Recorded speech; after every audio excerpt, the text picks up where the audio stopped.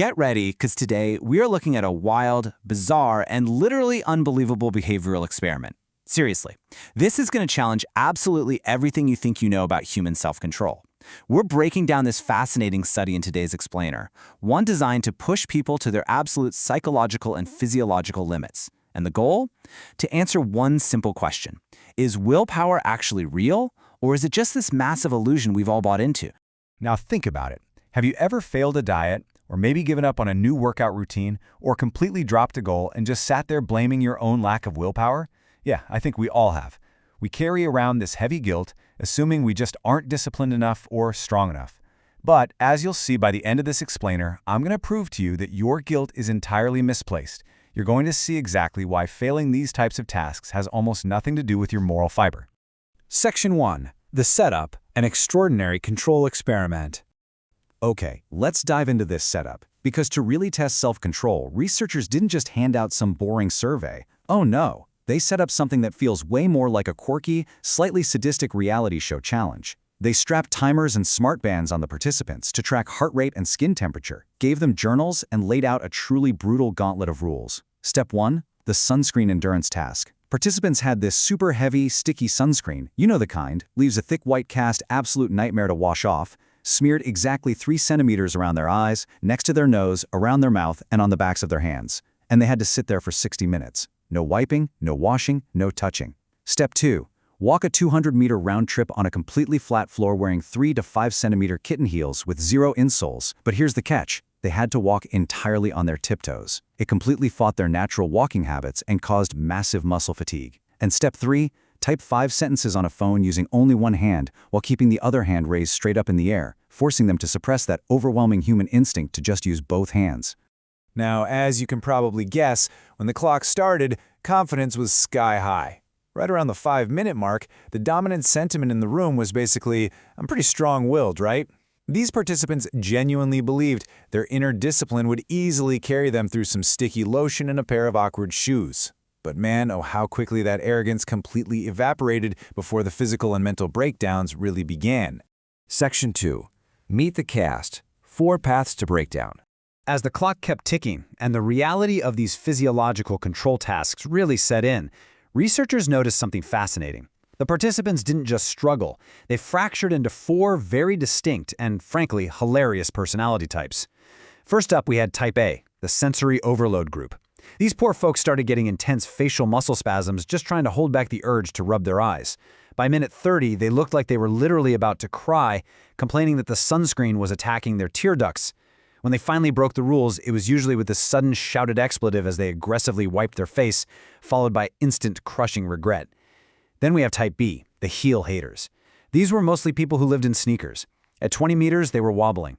At 50 meters, they claimed the shoes hurt their very existence. And by 100 meters, no joke.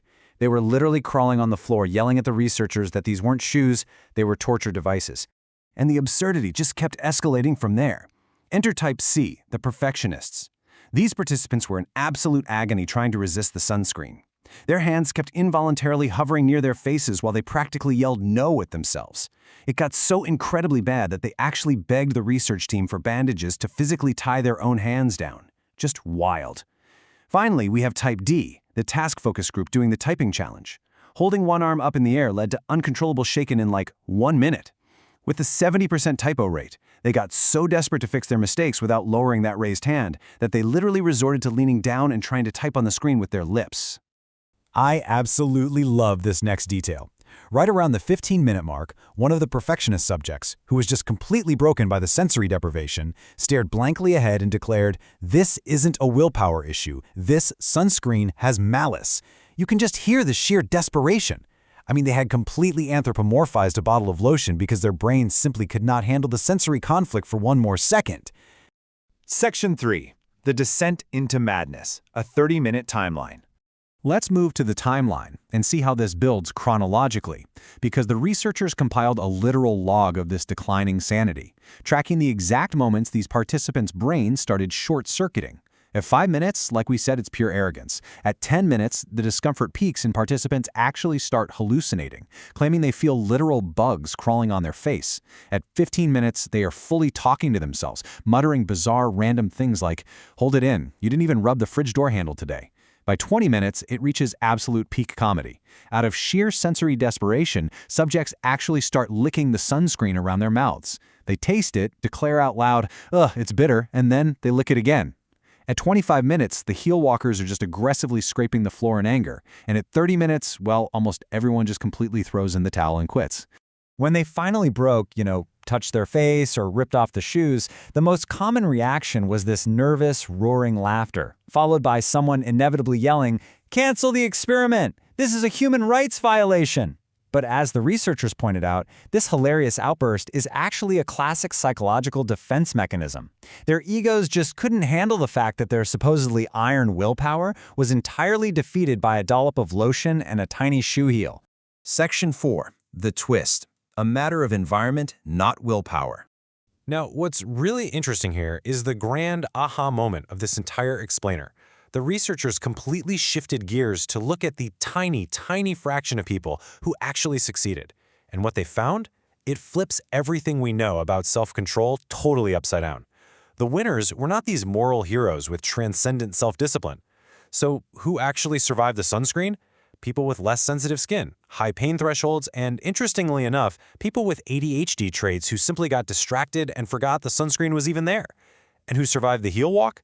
People who had prior experience doing ballet or hiking or walking barefoot, meaning their bodies already had the muscle memory for unstable floors. On the flip side, the people who failed simply had sensitive skin, or were perfectionist, hyper-aware of mistakes, or were just folks who only ever wore comfortable sneakers. So the crucial point we need to take away is this. Society feeds us the myth, the idea that success in any difficult task is a victory of transcendent free will. If you just push hard enough, you win. But this experiment proves the reality.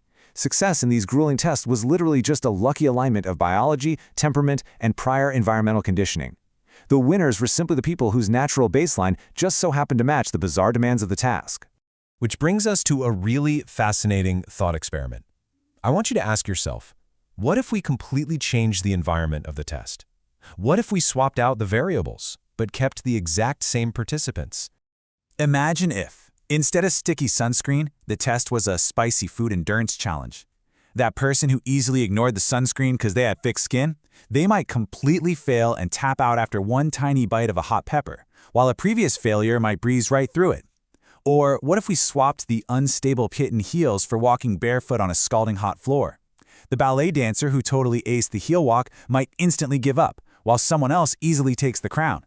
The point is, today's willpower champions instantly become tomorrow's failures the very moment the environment shifts away from their natural strengths.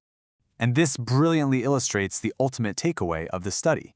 When the successful participants were shown the actual data, the truly self-aware ones didn't sit there bragging about their iron discipline. They just laughed and said, I was just lucky. They realized that their ability to endure wasn't some superhuman, mystical trait. It was just favorable environmental luck. They happened to have the right biology for that specific test. So the very next time you feel like you failed a diet, or you struggle to build a new habit, I want you to picture someone crawling on the floor in kitten heels or frantically trying to type with their lips. You aren't weak. You don't lack this magical, elusive resource called willpower. Chances are the environment, the routine, or the method you're using just wasn't built for your specific biology and temperament. It's time to stop blaming your character and start redesigning your environment. So tell me, what is one kitten heel in your life right now that you need to take off?